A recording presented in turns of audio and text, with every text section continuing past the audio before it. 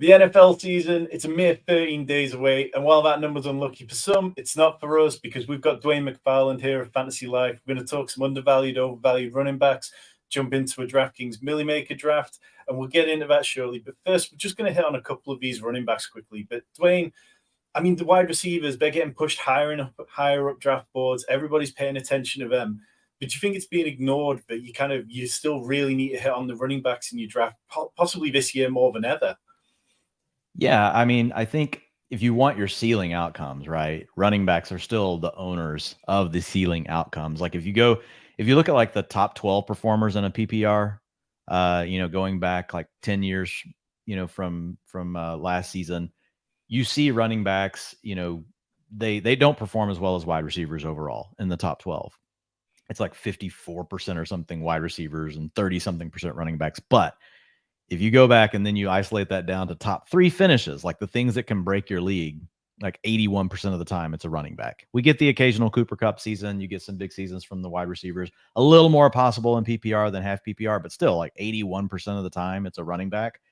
And I just think that it's also unique this year. I feel like we kind of say this every year, but there's so many factors this year that you can get guys that 3 years ago would have been round 1 picks, and they're going in round 3.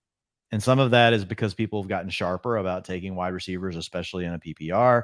Some of that is because, we've got contract situations going on with guys like Josh Jacobs, Jonathan Taylor. So there's like this perfect mix of things going on where I think you could also see the return of like the fragile running back build, because like it was 2 or 3 years ago where that build did really well. Yeah, Now 3 the years landscape's ago. changed. Yeah. Yeah. Yeah, that was the one which won Justin Herzig Best Ball Mania 1, where, he only had 4 running backs. We've got a couple of people in the chat. Evening, everybody. If you are with us, we will jump into a draft in about 5 minutes or so time. We've got a question from Rich, though, which we'll just get to before we get to our first player. How do you contextualize RB utilization in preseason games to find some signal in the noise? And are there any RBs who've surprised you with their utilization so far? Yeah, so there's a few things. Preseason is just one data point, right? So, but we want to use that. We don't want to ignore it. It's so funny. It's like they feel like this is binary. It's black or white. It's on, it's off. Preseason matters or it doesn't. There's really a lot of context that goes into this. And the answer is kind of, it depends. And in some cases it matters more than others. But like, to keep it simple, like we've done all this work all offseason, right? So we know who the talented players are. We kind of know what the beat reporters have been saying. We know what the teams have been saying. We know what the teams have done with their money. We know what the teams have done with their draft capital. There's all these things. And then this is just kind of the last little data point, right? And it kind of helps us confirm. It helps us maybe ask a question. But there are things I look for, especially with the starters, when you have the starting quarterback on the field. Quarterbacks don't want their coaches don't want their quarterback to die. So like one of the quickest signals you can get is whether or not they're trusting a player to play passing downs. So like Roschon Johnson, for example, like I like Roschon, but he's not sniffing the field with the starters on passing down snaps. So like this whole theory that Roschon's going to be the passing down guy, I don't even know how much that's going to matter in Chicago anyway. Like that's definitely not playing out right now with what they're showing us on the field when they have the quarterbacks on the field that they care about, that they want to keep healthy. Not saying it doesn't mean Roschon won't eventually do that, but early on in the year, it won't surprise me right now if Khalil Herbert, like his role is, it may not be dependent on situation. It may not be that they are going to go with a back just based on a certain situation. Is it a passing down? Is it not? I think their rotation could be more, okay, you're the first guy. You're going to basically get 60% of the snaps. You're the next guy up. You're getting 25%. You're the next guy. You get 5-10%. I think that's what the Bears could look like. So I think there's a lot of good things you can get, but the passing down stuff is really important. Carries inside the 5-yard line. Teams will often show you your hand, like who their goal line back is. Now, samples are small, but you're looking for, you can expand that to like short yardage, which guys are getting on the field to convert short yardage. And again, like none of this is perfect. So you have to piece it together with all the other stuff we have. You know how it goes, man. Like you post something, like everybody's like, oh my God, you're doing too much with preseason. I'm like, dude, it's one data point. We've got all this other context, and now we're bringing this in together. I mean, we've been waiting for 7 months for this. It's like, just let us get excited. Yeah, it's also about like, these let us have stats. fun, damn it. And let's go from Roshan Johnson over Bijan Robinson, his former teammate.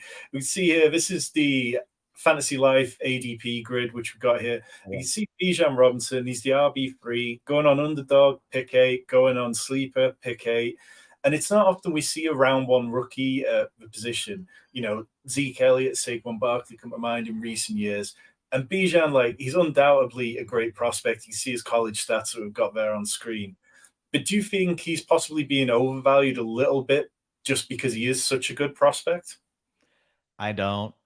First of all, we've seen these draft picks when they go inside the top 12, running backs that go inside the top 12. Here are your most recent ones. Saquon Barkley finishes the RB2. Leonard Fournette finishes the RB8. Zeke, you already mentioned, finishes the RB3. Todd Gurley, the RB5. Trent Richardson. People forget, Trent Richardson was the RB7. And McCaffrey was the RB13. So look, there's definitely some room. What if he is RB7, RB6, RB5? It could be anywhere in there. But it's a run-heavy team. Bijan's the best prospect that I've graded based on collegiate data going back to 2014. So he's better than everybody that was on this list. He graded out 100% in in the model. So the Fantasy Life rookie running back model. So he does everything well. He catches the ball well. He can break long runs. He can play pass pro. He's got the size to carry the ball all the time. What I'll say with Bijan is, look, I get it. I took him last night over Eckler in a $1,700 draft with Ian Hartitz. And I mean, I get it though. You could take Stephon Diggs. That's a very proven known commodity. You could take Stephon Diggs. What I will say is Stephon Diggs doesn't have an upside of 420 points. Bijan, if everything goes right, that's his ceiling. And his floor probably isn't that different from Stephon Diggs. The only difference is you just know that Stephon Diggs has done it multiple years in a row. And that there's something comforting about that. And I get it. I do understand it. But I think Bijan's fine where he's going. I think you can fairly argue Bijan Robinson all the way to the number 1 running back off the board. And so when you can do that, that doesn't mean you have to rank him there. But if it's even plausible to make the argument, then you have to consider him with those same guys. And I think he could be the RB1 overall. It would not surprise me. So let's go on to another rookie running back, Jahmyr Gibbs, who's going at RB10, 35th overall on both underdog and sleeper. And again, Fantasy Life ADP grid. It's linked below in the description. You should go check it out. We've got it for underdog, we've got it for Yahoo, a bunch of other sites, and it's a really handy tool. Great for contextualizing how the draft boards play out. And you can see that Jahmyr Gibbs is going there 1 spot behind Josh Jacobs. Nobody really expected him to go as high as he did, but the landing spot, it's a great one. They shipped out Jamal Williams, got rid of DeAndre Swift, and it seems to be a clear 1-2 punch between Gibbs and David Montgomery. Do you think that Gibbs is capable of having one of those kind of Saquon Barkley type rookie seasons, or do you think that perhaps he's getting a little overvalued and maybe the value's more on David Montgomery's side of things?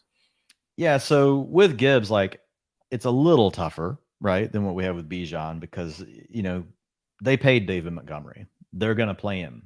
You also have a coaching staff that's shown us and has a history of being associated with other coaching staffs where, if they have 2 good backs, they typically will use them both, right?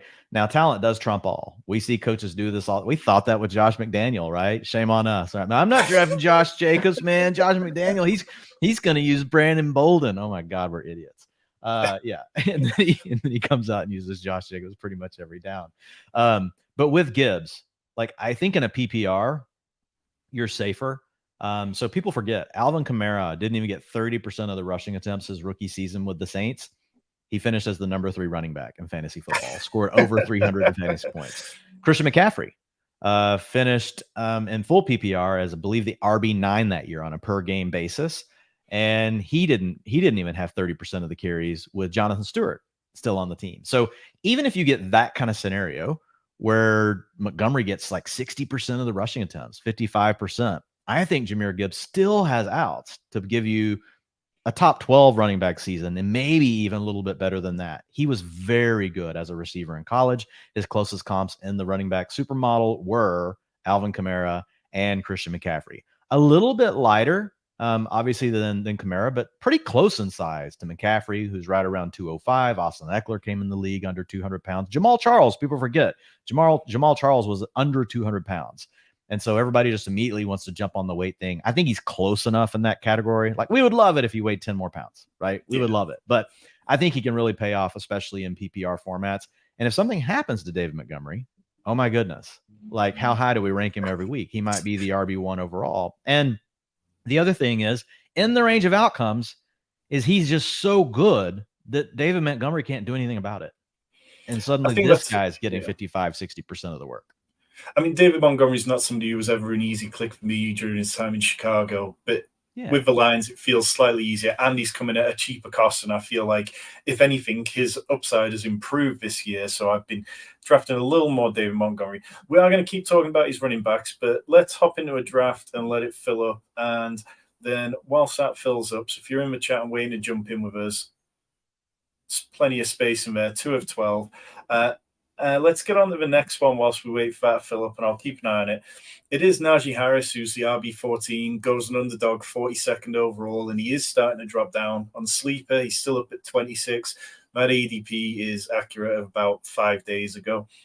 So again, on the Fantasy Life grid, you can see he's right around Breece Hall. He's right around Travis Etienne, just after Joe Mixon. And it just feels like the whole kind of fantasy community is very much on the Jaylen Warren side of things. I know that's where I've been packing my bags because it's, the cheaper and easier click. But is he getting down to a point where maybe he is getting undervalued now, Dwayne? Yeah, I don't have a ton of Najee, but it's where he goes in the draft. It's a lot of the other, players that are going in that range, like the opportunity costs, like they don't work out right for me. But I really don't expect Jaylen Warren to take over the backfield. Like, as good as he's looked and as much as we want it, I think the coaching staff has told us multiple times they're not doing it. That Najee Harris has first-round capital. They're not saying that part. We're inserting that part, right? And he's our guy. We're playing him. Najee has an every down skill set. You can play him on passing downs. You can play him at the goal line. You can play. I mean, that's the advantage of his size, right? Warren could force the issue to where he gets a little bit more work. But even last year, when Najee was struggling because of injury and everything else, it was a 60-40 split. And so far this preseason, it's been right around that. Last night, it was almost 70-30, or it was right around 60-40 last night with the starters in the preseason game for the Steelers. The week before, it was around 70-30. So in the 3 preseason games, actually, with the starters, they've pretty much kept things the way they said they were going to, which looks like last year. And they're continuing to tell us this. So Harris is I think people know the story. He's inefficient. He's an inefficient player, but he's good enough that coaches like him in all situations. So I don't think taking Najee Harris where he goes is going to lose your fantasy league. I just don't think it's going to win your fantasy league. That's the challenge for me. Whereas Jaylen Warren, if Najee goes down, wow, he could win your fantasy league because where you're getting to draft him. Well, that's it, isn't it? It's the opportunity cost of where you're taking players. And it's also, Najee in the 3rd, the 4th didn't feel particularly fun because like you say, like, he's not explosive. He's not necessarily one of these fun running backs. He accumulates stuff through volume. In the year that he was there with Big Ben Roethlisberger, who was targeting like with a negative ADOT, it was more fun because you could bet on him to just rack up the PPR receptions and stuff. But yeah, it's definitely been a little bit less fun at times. We are in the draft. It's just counting down. We've probably got another minute before it fills. It's full of a couple of people in the chat here. I know Deft Angel at 3, Michael Heary at the back end of the draft as well. If you were in here and I haven't mentioned you, do let me know that you're in there. So we'll be picking at the 107. Speaking to you before we came on, like we were talking about how we've both been drafting quite busy. In this area, it's Chase McCaffrey, Tyreek Hill, Kelsey Eckler, Diggs, and then Bijan, who we talked about. Is there any of those guys that you'd kind of really pound the table for if it fell our way? I mix them up, to be honest, because, best ball, we're doing so many drafts. Like, I'm just mixing those guys up. But I like all of those. Obviously, we just talked about Bijan, so if we want to stay on brand and it's available, I'm good, man. Those are all great options in a PPR. Yeah, I've kind of had a bit of a lean to Bijan over Stephon Diggs. You can see my exposure at like 15% Bijan, 6% Stephon Diggs. I'm trying to get a bit more Eckler because I feel like I was kind of out on him earlier on in the offseason, and smarter people than me seem to be in on him. And it's just kind of that moment of, okay, well, I expect the Chargers to take a leap forward on offense across the board. So maybe even if he regresses on the touchdown front and he regresses on the receptions, maybe it's that kind of rising tide lifts all boats. But Eckler does fall to us at 7. Eckler or Bijan? Do you want to go with Bijan, how he did last night? Yeah, I'm good with Bijan, but if you want Eckler for your exposure, like, dude, they're both good starts. No, that's fine. I've still got about 40 drafts left to go in the Milly Maker, so there's plenty of time for that. Let's jump quickly over to one more running back before it comes back around to us. J.K. Dobbins going as RB20 on overall, 65th on Underdog, 53rd on Sleeper. On the Fantasy Life grid, you can see him right just ahead of Miles Sanders now, just ahead of Javonte Williams, just behind Dameon Pierce. And obviously, like, he's come back from the meniscus, ACL, LCL, MCL, all that sort of stuff. And it was just a horrendous spot for him last year. But between weeks 14 to 17, we saw how good he can be, some glimmers. Do you think going at that sort of like 65th overall spot on Underdog, 53rd on Sleeper, do you feel one of them's more right than the other? Or I like him a little more just from the scoring format on Underdog, half PPR, a little tougher on DK. Although, the Ravens have said they're going to target these running backs more often. I don't know. Like, I just don't know that they can do it because Lamar's still going to do his thing. If you're a guy that can work down the field and earn targets, like a James Cook, a Christian McCaffrey, an Alvin Kamara, notice how I threw James Cook in there. Like, you can overcome the scrambling quarterback. That's kind of been the cheat code. But if you're not one of those and you're a swing pass kind of guy, typically the quarterback just looks over there and they're like, yeah, I could just not risk anything and get like 30 on my own. And that guy can block for me. I'm going to run there. Yes. Hey, yeah, just start pointing to him like, hey, take off like you're running. No, you're not running a route. No, block for me. I think that's why Justice Hill's kind of getting more pop, because Justice Hill can work downfield, whereas Gus Edwards is never good. Gus Edwards will catch a screen pass maybe, but that's about it.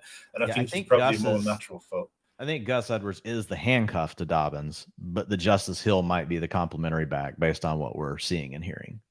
So, but I think Dobbins, though, is a very talented player. So like talent profile, like he's good. It's just a matter of not involved in the passing game and how much do they mix these other guys in. But I do think the ADPs are good on Dobbins. I draft a lot of him, to be honest.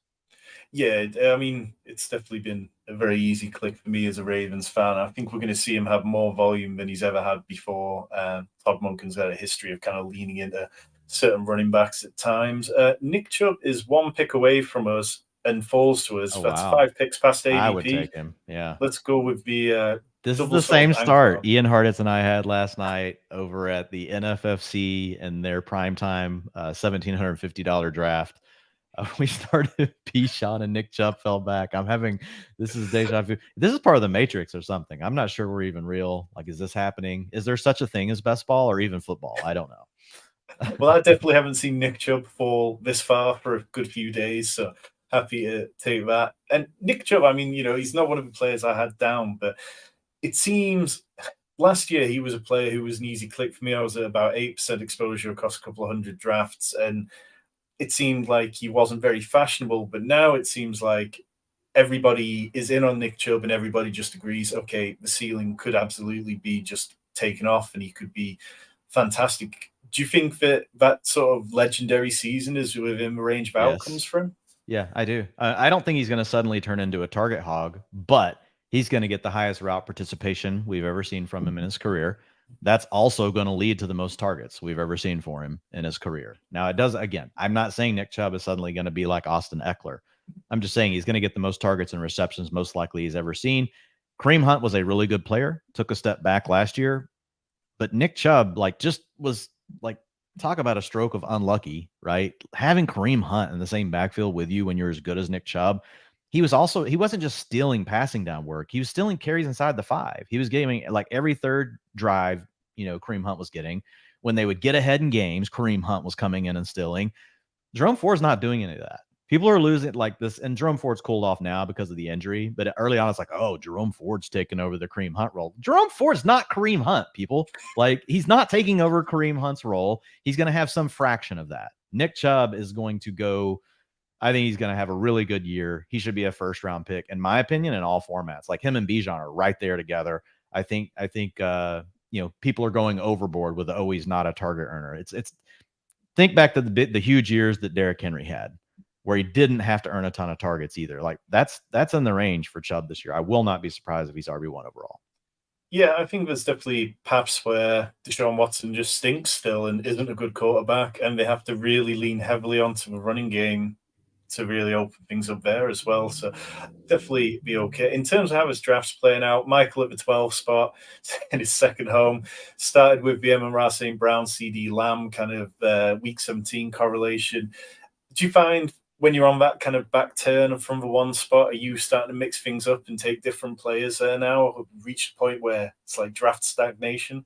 Yes, I get bored at times, and then times I'll go back to like what I've been doing, like a couple weeks ago. I have so many CD Lamb and Amon-Ra St. Brown stacks. I almost don't do that. I have to tell myself though, it's just the first 2 rounds. There's so many ways you can change. Are we on the clock?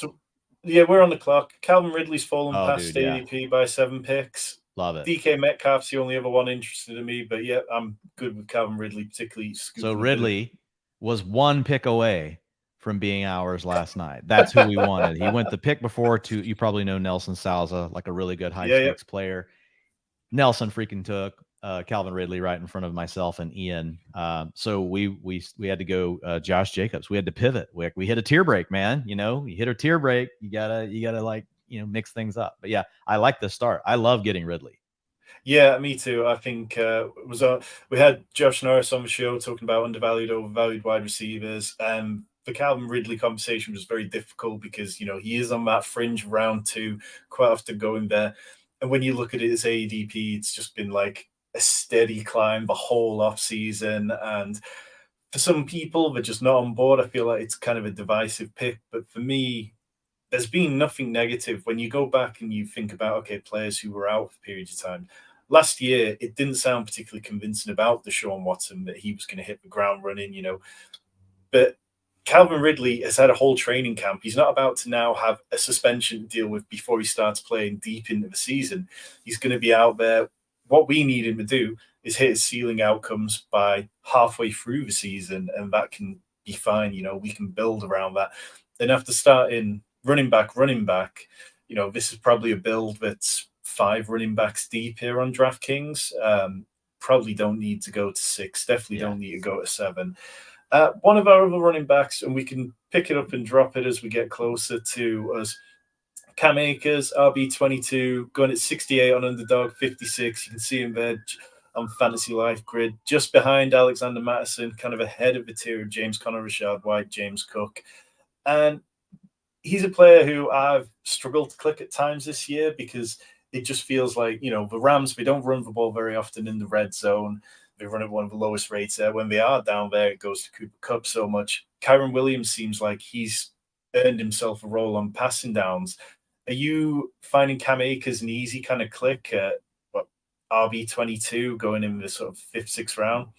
No, I'm really underweight on Cam Akers. I don't like taking him. We can finish in a second. I know it's our spot. So yeah. So if we wanted to go wide receiver, Jerry Jeudy, Christian Watson, Christian Kirk, we double tap the Jaguars, or we could go with Justin Fields, Najee Harris, Aaron Jones, Darren Waller, even any of those guys. Dwayne? Yeah, I like all those. I love Christian Watson. Let's go Christian Watson. He's been a little bit of a blind spot to me in some ways because I wasn't particularly high on the Packers offense, but it sounds like things are going well. But yeah, back to Cam Akers. Yeah, with Akers, so when I create my tiers for running backs and create my rankings, like everything starts with like, okay, great. Have they been used in the past? Like that's part of it. Like what have coaches trusted them? But really it's do they have the talent, right, to hold off other players? And the thing with Cam Akers is we're only projecting all this volume because there's no one else on the depth chart. And that's the dead zone trap really. You have a running back that's not even RB2, RB3 worthy talent level. Like he's really a sub average running back with all the things we like to look at: explosive play rate, missed tackles forced, yards after contact. We're purely projecting volume for Cam Akers on an offense that we have questions about. So it's just an easy avoid for me. Might he last the whole season? Yeah, he might. But are we getting anything that's that much better than James Conner? Yes. I could see a way where the Rams offense bounces back this year. I kind of don't see one for the Cardinals unless Kyler just gets back super early and surprises us. So, I mean, there's that, but no, I don't. I would much rather draft Dameon Pierce than Cam Akers, like all day, every day. I would draft James Cook over Cam Akers. I don't have to, so I don't, right? I wait. But there's just too many other players I would rather take than Akers in that range. So speak to me about Christian Watson, if he's a player you really like this offseason. Because like for me, it's like so much of what he scored on were like, it doesn't necessarily feel translatable. And I've been a bit hesitant about Jordan Love because he's had less career dropbacks than Trey Lance has. And so it's like, it's a minute sample. Jordan Love's deep ball rate wasn't particularly great. So I kind of like, I've been a bit hesitant, but he's a player that I'm trying to keep around that 5% range in best ball because I don't want to be completely out on him. Yeah, I love Christian Watson. Yes, you are dealing with a small sample size from last year, but like the things I care the most about is can you earn targets and can you earn air yards? And then after that, what do you do with those air yards and with those targets? So that's where like, okay, great. PFF receiving grade, yards per route run. Those components come into the model that I use. Yes, I have questions about Jordan Love, but I really love the talent. So last season, he was injured early in the year. He finally got over the injuries, came back in a game, has a concussion, but he gets back in week 10. Average target share was 23%. That's almost wide receiver one worthy over those final games when he was healthy. 41% air yard share. That's way above the 31% average for wide receiver ones going back over the last 10 years. And during that span, he averaged 17.2 fantasy points per game in those healthy games. The other thing is, you don't have to have a great quarterback to be good at fantasy. You just have to avoid having a really crappy one. So the range of outcomes, definitely Jordan Love could tank the whole thing, but he's going to have to be really bad. If he can just be below average in this offense, I think Christian Watson can be the absolute centerpiece, right, to the passing game. He's a guy you can use on screenplays, reverses. We've seen him score from everywhere. So yeah, I love him, but there is some risk with the Packers offense. So we're back on the clock. Pick 55. Jerry Jeudy's fallen 13 spots past ADP. Darren Waller's fallen past ADP by 6 spots. TJ Hawkinson, Kenneth Walker, Brandon Ayuk. I feel Trevor Lawrence is there, but we can probably try pushing. I kind of like Waller, to be honest. Like Jeudy, I'm overweight on Jeudy personally, but this I don't like because this has been the issue. Like for Jeudy, like his whole career is this kind of stuff. Like, and I get it. You're injured until you're not injured, and then suddenly you're this healthy player, and we all forget. But like, I don't know, man. It's a grade 2 strain. It sounds like, so we could have him missing multiple weeks into the season. You got risk of a re-injury. Yeah, like when this stuff happens the first week in training camp, it's fine. But when it happens now and we're getting close to the season, I definitely downgrade players. I moved Jerry Jeudy down my ranks like 20 spots yesterday. I moved Terry McLaurin not down as much, like 5 or 6 spots, but I moved Jahan Dotson up a little bit. Like those two guys are in the same tier now. I have McLaurin and Jahan Dotson in the same tier. So yeah, it sucked because I have 21% Jerry Jeudy on Undervalued. I'm at 19%, so I'm not far behind you. You mentioned his name a few times. James Cook, he went over 5-1 there. So on Fantasy Life grid, you can see that he goes at pick 72 normally. On Underdog, he's at 77. Sleeper at 82. RB 25. And yeah, I mean, he is now the lead back in a prolific offense, pass catcher, and he could stand to get the goal line work. I think, earlier on in the offseason, we were all projecting Najee Harris to kind of be the guy who did all that goal line work. But now it really seems like the team want James Cook to take the ball and run with it. 5.1 there, is that too high? Would you have gone James Cook that high? Or if his ADP got that high, would you still take him? I get aggressive on Cook, but I'm also a believer in you got to try to push it. And you got to try to let some of these ADP things work out for you. Because like if you get James Cook back at, the end of this round and what you could have done with that last pick, like you go with another receiver like Christian Kirk, and that team needs a receiver we got to start 3 of them, so I'm not taking James Cook there in that particular build. Could it work out? Yeah, I love James Cook. It's also his first running back. So where I get aggressive with James Cook, I will say, is from the turns. I've had, if I have a team I just absolutely love my start, there have been times where at the end of round 6, I just go ahead and grab James Cook. Shout out to Cody in the chat, to my favorite analyst. Appreciate you being here, Cody. And if you are here, this is your first time in the Fantasy Sanctuary. We cover Dynasty, we cover Redraft, we cover Best Ball, we cover DFS. One simple goal, help you win your leagues. Hit that subscribe button. With loads more coming up over the next few days. So many more videos coming your way before the season starts. Hit the like button, leave us a comment as well, and let us know how you think we're doing in this draft. So we are a few picks away. In terms of how this draft's played out, I mean, things get wild on DraftKings. Like, there is no platform quite like it. But this draft, aside from the James Cook pick, it's been pretty standard, really. There's a couple of picks maybe slightly ahead of schedule. Trevor Lawrence does go before he makes it back to us, which could have been an option for the stack. Yeah. But we have Gabe Davis, Chris Godwin, James Conner, Mike Evans, Jahan Dotson, who's been rising up this week, up by 9 spots with the news about Terry McLaurin. Are you in on Gabe Davis, in on Jahan Dotson at this price rise? Gabe Davis and Dotson are the two that I like the most with where we're at right now. I think Jahan Dotson's the better player. Gabe Davis, obviously, we know has an elite quarterback. Sam Howell has looked good so far, but there's a question mark. Washington can also be a run-heavy offense. They were run-heavy offense last year. 55% time of possession. That's not happening again. So you're going to lose some plays there. So I think overall, it's the classic debate: talent versus the environment.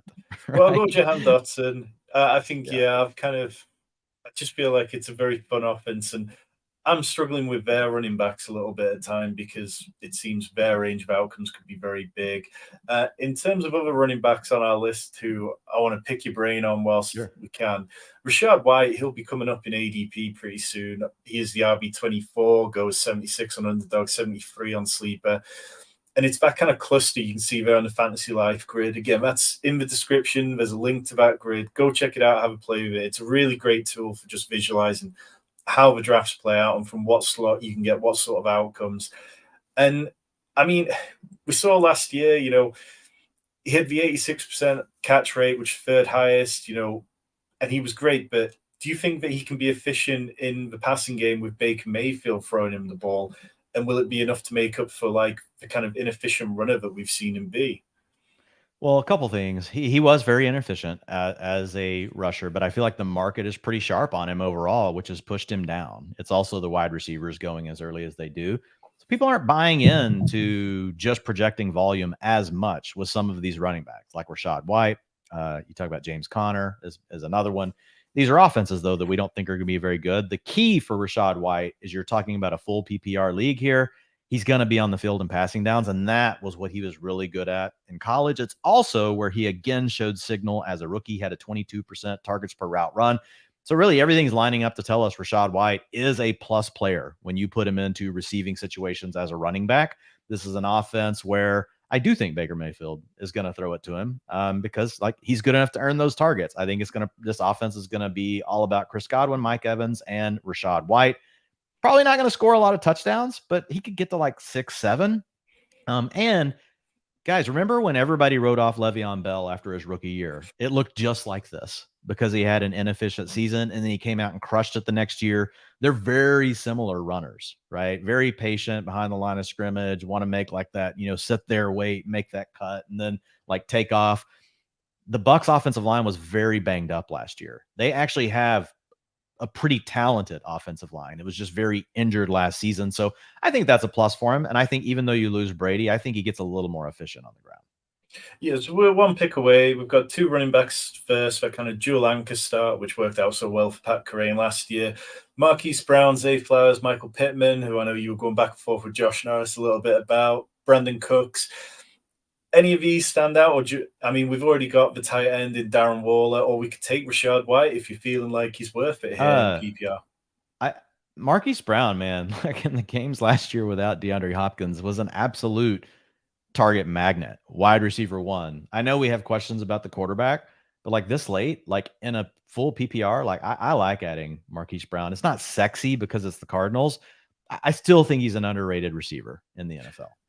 I think there's something I've kind of banged on a bit about this offseason is that Marquise Brown's heading into a contract year. The Cardinals traded up to get him. Well, they traded the Ravens a first-round pick to get him, but then they haven't paid him. He is the same agent as Deebo Samuel, A.J. Brown, DK Metcalf, all these wide receivers who kicked up a fuss last year and kind of caused themselves to get moved. That doesn't feel like the kind of situation where a player's going to want to play on his contract. We saw the Cardinals yesterday making trades, getting rid of players for whatever kind of draft capital they could get. Part of me still thinks that there's a situation where Marquise Brown isn't on the field for the Cardinals by past the trade deadline. He could easily be shipped out to a team who is ready to pay him. And if that happens, I can't think of any worse situations which he'd find himself in. Even if his target share went down, I feel like most offenses, and this is assuming that we get a backup quarterback in Arizona for most of the time, it could easily be better in terms of total touchdowns, total plays, and stuff like that. Yeah. And I think there's also like, I know the narrative, like it just kind of ran wild for a while that like Kyler's just not playing. Like, I think Kyler's still going to play this year. I think the odds are like he still plays, but we'll see. We'll see how bad this is. I know the Cardinals have been trading a lot of people, but they're trading a bunch of guys that have been busts for them. That the new that the new GM doesn't want, that he's basically unloading, and everybody's like, oh, they're tanking. I'm like, well, they don't even like these players. Like, and these players, to be fair, haven't been good yet.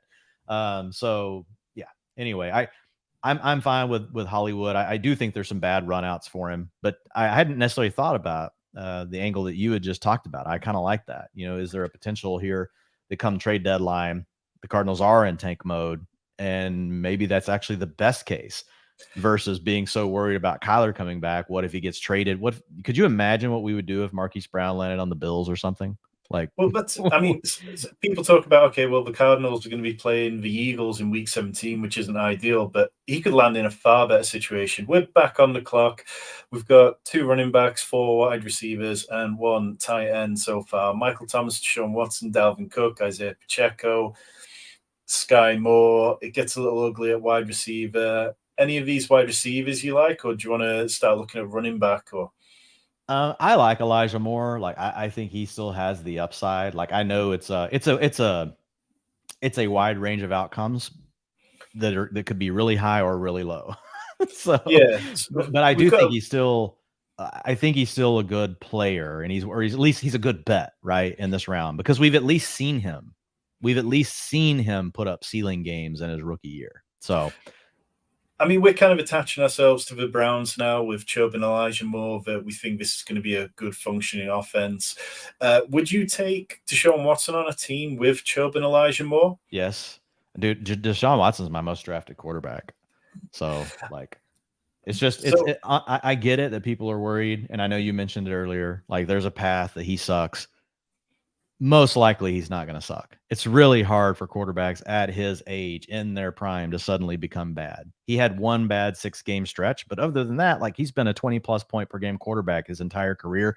He's been a 25 point per game quarterback before. This guy, I think he's the best bet to offset the early round quarterbacks. Could it go wrong? Yeah, it could go wrong, but I won't change my statement for that. He is the best bet in round 7 or later to actually offset what people are getting with the elites. And you mentioned it earlier, like he wasn't practicing with the team or anything last year. Such a disrupted offense, and off season, and he deserved to go through that. And then there's no point getting into all that right now. No, but just pivoting. Cody in the chat asking, do you guys think there's much of a difference between the RBs taken in this range versus guys like Montgomery and Khalil Herbert? That was a little bit earlier back when we were sort of talking about, let me scroll up, sort of the guys, the Cam Akers, Alexander Mattison, Alvin Kamara. Do you think that there's a big difference between those? Is that where the dead zone is this year? Versus Antonio Gibson? Yeah, and Brian Robinson and that sort of Khalil Herbert area of the draft. Yeah, I still think the ceiling cases for some of the other guys, obviously not all of them. I do think there are ceiling cases for the other guys that are more accessible to some of the other players going early. I think Antonio Gibson needs some things to break his way, but I certainly like him in a PPR. And I will say this preseason, I've been a little surprised, man. Like, they're closer in their splits with the first team usage than I thought they would be. I thought this would be more like a 60, 62-ish% Brian Robinson. and then having Antonio Gibson trying to fight for, 30, 35%, it looks like it could be almost more, not quite 50-50, but just barely an edge to Brian Robinson based on what we've seen early this preseason and everything we've heard really from the team. And Ron Rivera coming out and just being in support with Gibson. So I do love him in a PPR. Yeah, so we get Deshaun Watson there. He comes back sweet. to 15 spots past ADP. So, I mean, nice. We're doing really nice. We've had some real values full so far. It's played out quite nicely. In terms of the running backs who I wanted to hit on, I do have one more who would just pivot over to for a minute. Isaiah Pacheco, RB30, going on underdog, pick 90, sleeper at 77. You can see he's back-to-back with Sky Moore, his Chiefs teammate, and in a range where there's questions about a lot of these players. Do you think there's any particular reason why he's going there? It feels like this is the kind of player in seasons past who the fantasy community might have steamed up a bit. In this draft, you can see that he kind of where did he go? Just there, the 8-10. And we know that he's going to have quite a large role. Jerick McKinnon's 31. Clyde Edwards-Helaire, he's on the team still. He's not Deneric good. Prince You're about caught to some say hype. he's not good. But now Deneric Prince might not even make the final roster. So do you think Pacheco maybe has an argument to be possibly going sort of in this sort of 6th round area instead of where he's going in the 8th? He's a blind spot for me. I just don't have him as being a very good player. Yards after contact are okay, but explosive rush rates, not good. Targets per route run, not good. Yards per route run, not good. Missed tackles forced, not good. Doesn't have a lot of draft capital. Wasn't that great in college. I go on, and I'm like, will it surprise me if CEH makes him split this backfield? No, it won't. But he plays on the Chiefs. He could easily score 10 rushing touchdowns. They pass it typically down inside the 5. So that's the other challenge, for Pacheco. But where you're getting him, I certainly should have higher exposure to Isaiah Pacheco because, we don't know everything. We're trying to put the data together and come up with really, the best, projection that we can for a player and their role. And overall for me with Pacheco, there's, you could make an argument, really, is he that different than Cam Akers? And you're getting him how many rounds after? I'd take Pacheco every day of the week over Cam Akers. Yeah, I think you're right for that. I like him. I think I like him over James Conner. Look, I like James Conner, but it's Pacheco's got a better offensive line. Yes. We are back on the clock. Anthony Richardson, David Njoku, Pat Fryermuth, Aaron Rodgers, Jamal Williams, Alan Lazard, Tank Bigsby, Juju Smith-Schuster, Jalen Warren, all kind of this in range. Are you interested in a second quarterback, or is it one of your other positions standing out? Honestly, I'm a little disconnected right now from the draft because I've been talking about these players and not paying attention. So we got in that case, let me just I'm going to take Tank Bigsby and throw him in the mix here. So we've got our 3rd running back. So let me recap for both Dwain, as I've been throwing 100 questions at him. We do have Deshaun Watson, Nick Chubb. I'll go through from the first round. We start with Bijan Robinson, Nick Chubb, Calvin Ridley, Christian Watson, Darren Waller, Jahan Dotson, Marquise Brown, Elijah Moore, Deshaun Watson for that Cleveland stack, Tank Bigsby. So we're at 3 running backs. So far, they all share. Kenny Pickett just go in round 10? Kenny Pickett went in round 10. He's been looking good. Kenny Pickett's cooking. The internet is ablaze with Steelers talk, but they are catching fire. But it feels like a well put together team so far. I like the team. You've done a good job with it. Yeah. I'm just talking. You're doing a good job, this offseason, I dived into the DraftKings kind of finalists from the Milly Maker last year. And one thing was clear, 60% of the 900 teams that made it to the final all have 5 wide receivers by the time you got out of round 9. So we did that. We've ticked box. We've got a stack. We've got running backs who have real upside. You got Deshaun Watson, man, on this team 1 round ahead of where Kenny Pickett went. That's a freaking victory. Jeez. Smokey the Cat, you've asked a question in the chat. We are going to get to you in a bit, but let's just take a look at the players coming up so that Dwain isn't completely disconnected from the draft as I fire question after question at him.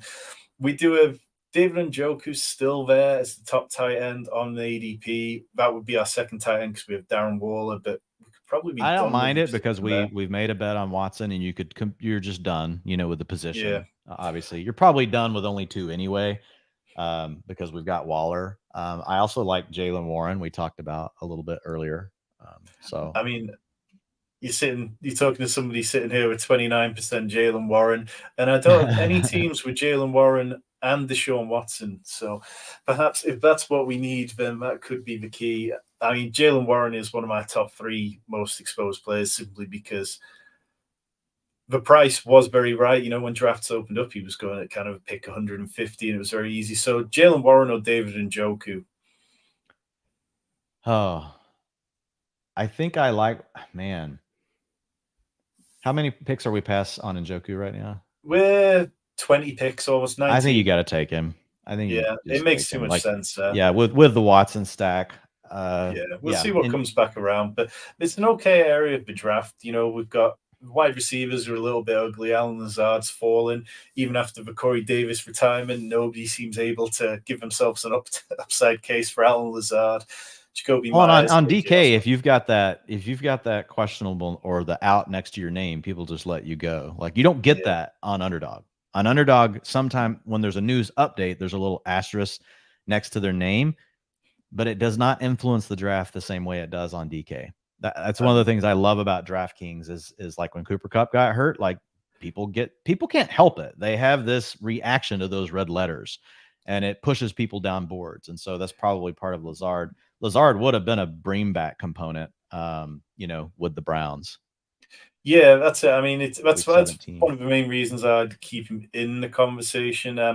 In terms of other players here, we're done at tight end. Rashad Penny, Raheem Mostert. We've got 3 running backs already in Chubb, Bijan, and then Tank Bigsby, who we added. Jaylen Warren does go.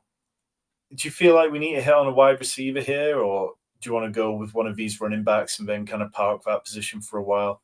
Yeah, I think we can take one of the backs. Like, I still like Rashad Penny just because of like the upside range of outcomes. And I really don't think we know.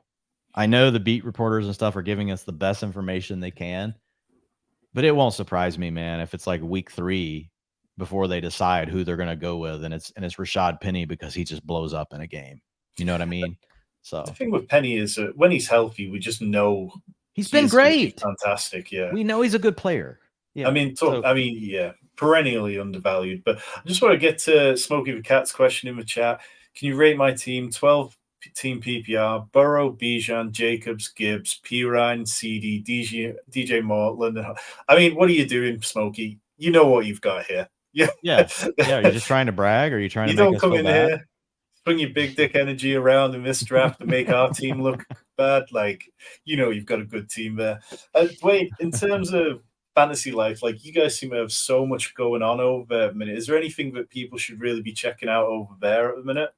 Well, yeah. Hey, number one, like, thank you. You've been sharing, really the ADP grid. We've been working on a lot of different tools. We've redone the whole site.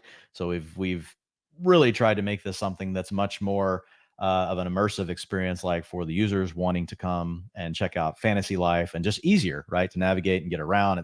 We've got a very clean front end of the website, but then also, like, from a tools perspective, we're working right now on some utilization stuff. So you guys will actually in the season be able to come over to the site and you'll be able to do your own utilization research. We're going to have this information all in tables. So you guys, if you've read my utilization report in the past, you've seen the kind of tables I put into the articles, you're going to have that same kind of information. You can look at a game log view. You can look at a season view. We're going to have information in there around the teams. What kind of team do you have? What's the archetype? We're archetyping these teams, right? Pass heavy, fast, right? Pass heavy, slow. So it's all around how often they drop back, what their pace is. So a lot of cool information that you'll actually be able to research and use the tools for yourself. So super, super excited about that. And of course, like, we've got the Best Ball Hub. If you guys are drafting best ball teams and you're not using the Fantasy Life Best Ball Hub, like, you're losing out. It's a completely free tool. It tells you, you have your exposures obviously already at Underdog, but it will break down everything around your exposures, how often you have different teams, players together, your stacks. You can break down your week 15, 16, and 17 game stacks. We've got all of that incorporated into the Best Ball Hub. Just need to add a couple more platforms to it. Yeah, I know, man. I know. It is for Underdog. No, it's a great tool.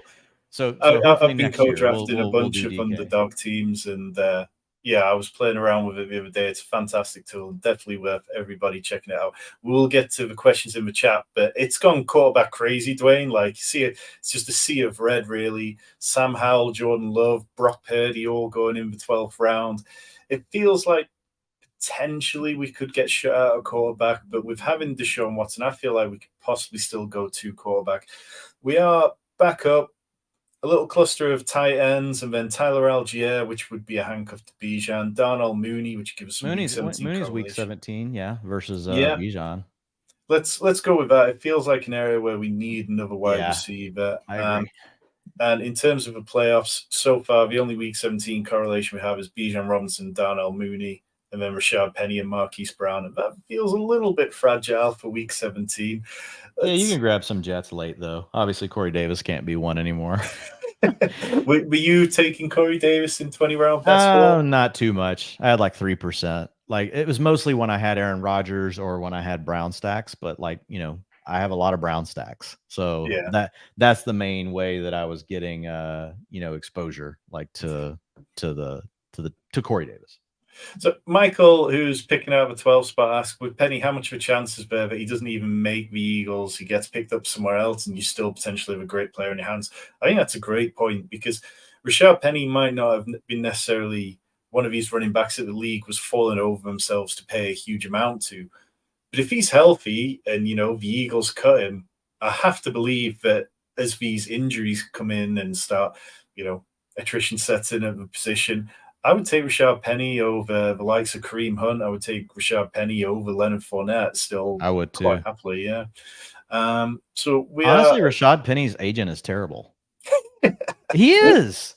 He is. How could this guy not land a little bit more for Rashad Penny? Like, you have got a highlight reel that's amazing. You've got the sample of when he's on the field. This guy is amazing. But I get it. Like, the league doesn't want to pay players that have been injured a lot. It happened to Damian Harris. It happened to a lot of guys. So we're about to be up for our 14th round pick. Matt Stafford's at the top of ADP. Would give us a bit of correlation, even though we don't have any Rams, but we could pick up some guys later. We could take him. We could go Tajay Spears, perhaps, and be done at the running back position. Van Jefferson. Who else is available at quarterback? Quarterback, there is enough later on that we can figure it out. Desmond Ridder later on stands out as well. Yeah, I'd probably push the quarterback here and take. Should we go Tajay Spears?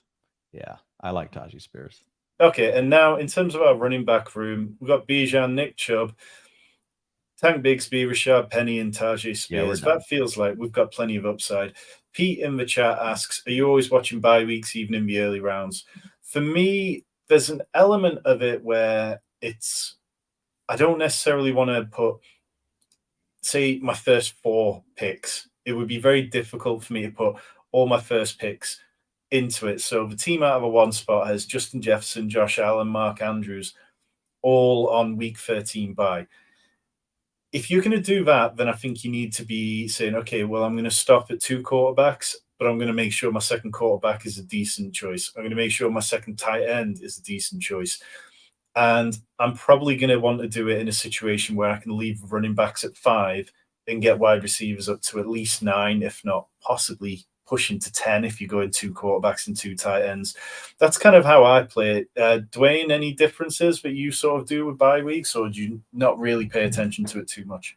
Yeah, I look at them as small tiebreakers. I think what you just said, about the early round picks and just making sure you can make anything work. The key is to do what you just said. Think through what you've done and what does that mean for the rest of your draft, right? And then just tweak, accordingly. And that's one of the funnest parts of best ball, right? Is thinking about all this, just drafting period for fantasy, is thinking of all this, the roster construction stuff. Obviously with best ball, you're locked in, right? You can't go pick someone else up off the waiver wire. But no, I think you hit it well. But overall, I'm more worried about like getting, the ADP values, getting my structure overall right. And then bye weeks kind of come in, like, is this extra layer? I have a couple of teams that I've drafted where I probably got a little bit like overly risky, but the way that it landed, it was just, it was worth it. So I just there are a few teams where I just said, screw bye weeks, and I just kind of let it go. But it was some crazy value stuff falling to me to where I'm like, well, I can't like worry about a bye week now when I've got like 4 players that I've gotten 20 picks past ADP in like the first 12 rounds. My best team last year was a team that was Matt Ryan, Trey Lance team.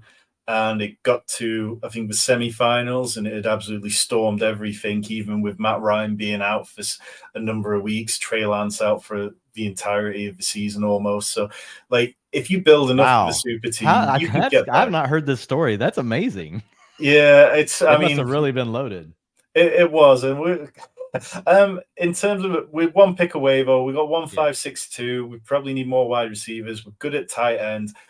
Quarterback is something we can look at, but probably quarterback and wide receivers. In terms of, we could look to take one of these kind of wide receivers like Tank Dell and then look for a CJ Stroud in a bit. I mean, his ADP comes back. We could probably get him. That gives us a week 15, 16, 17. Is that all right with you? I like it. Are you in on the Texans at cost? That's the kind of important caveat here. Yeah, I think they're fine. I know a lot of people, that's a rookie quarterback. I'm like, well, it's not Davis Mills, so I'll take it. Like, I mean, the offensive line is going to be good. It's not like, quite often when we see teams picking up at the top of the draft, these rookies go into horrendous situations. They're surrounded by completely awful offensive lines. And the Texans, they might not be blessed with like elite pass catchers, but that offensive line is going to keep him upright at least. And it's a good, if he can get the ball out on time, it should be a quarterback-friendly scheme, I'd imagine. Yeah. I think the offensive line helps.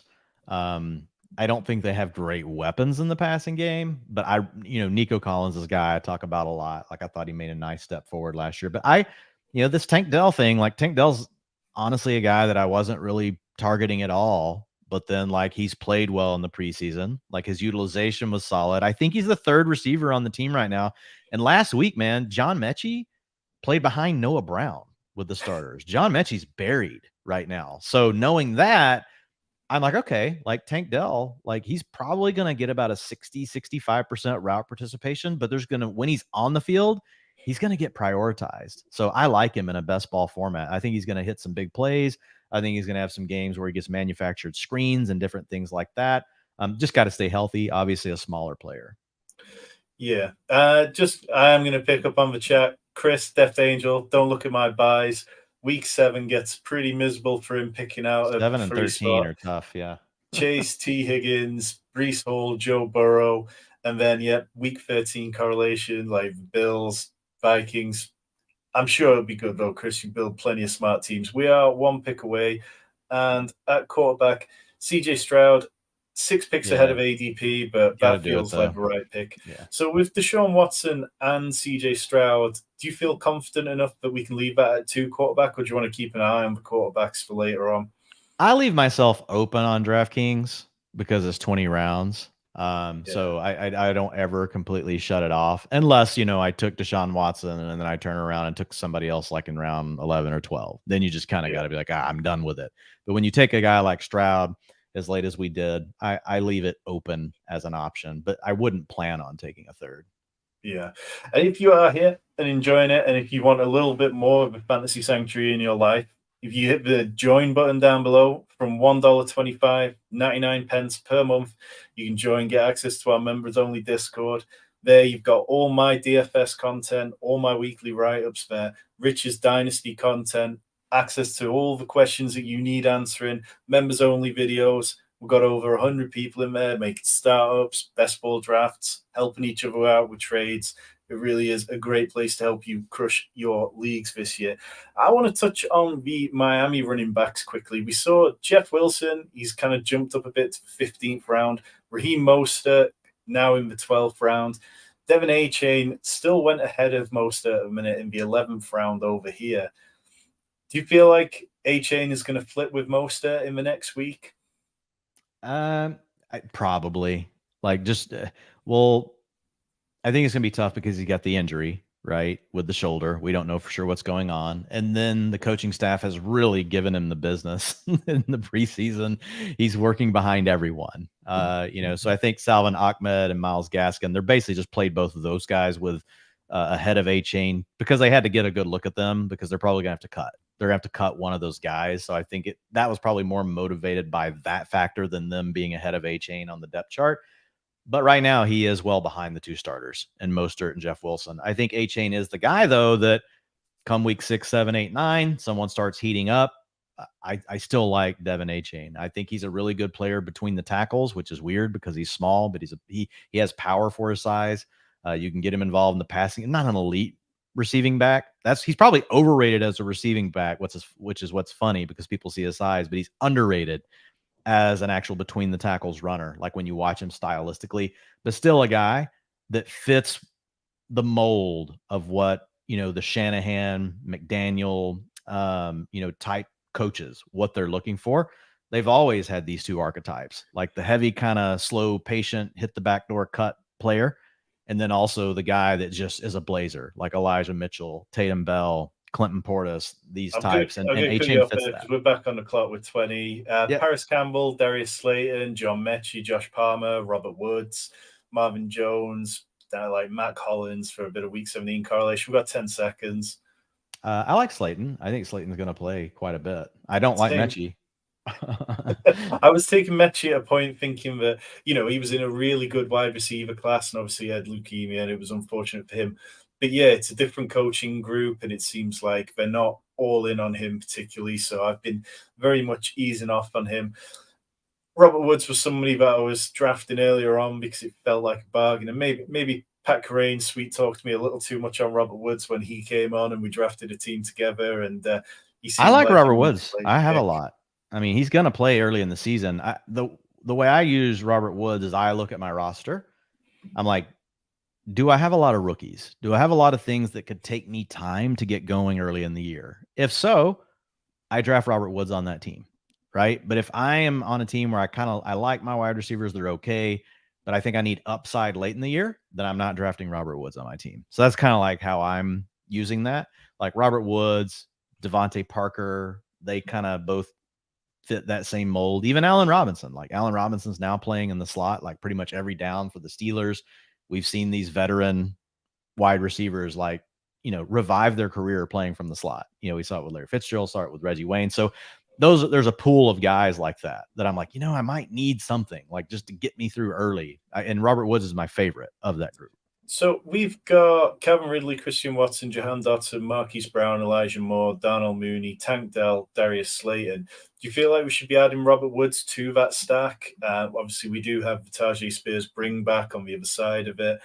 And just leaning into that if Robert Woods makes it to us one pick away, as Rory says in the chat. Yeah, I think it's fine. Like, I don't think we necessarily like this build doesn't necessitate him, but you do get the bring back with, Tajay. Week 17, we've, already got, we finished up at tight end early, and what does quarterback look like real quick? So quarterback, we're down at Baker Mayfield and then the backups. So I think, we're done there really, unless Mayfield fell to us.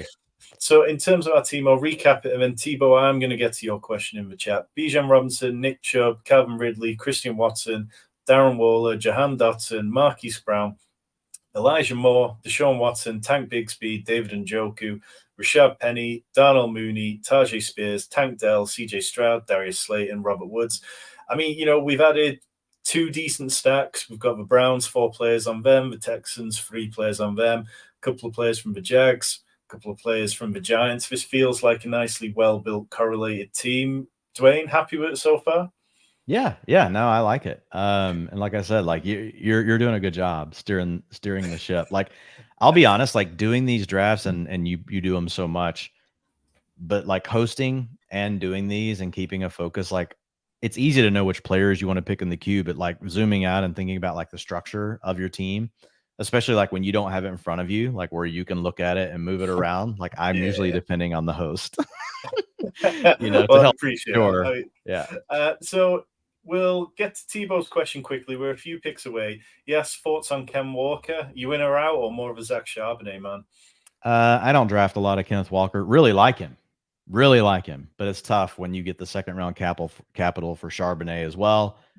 We don't really know what's going to happen. It's funny though. Like I will see people, man, he's getting Kenneth Walker's getting 65% of the work. Like, I'm like, well, why? Like, how do you know this?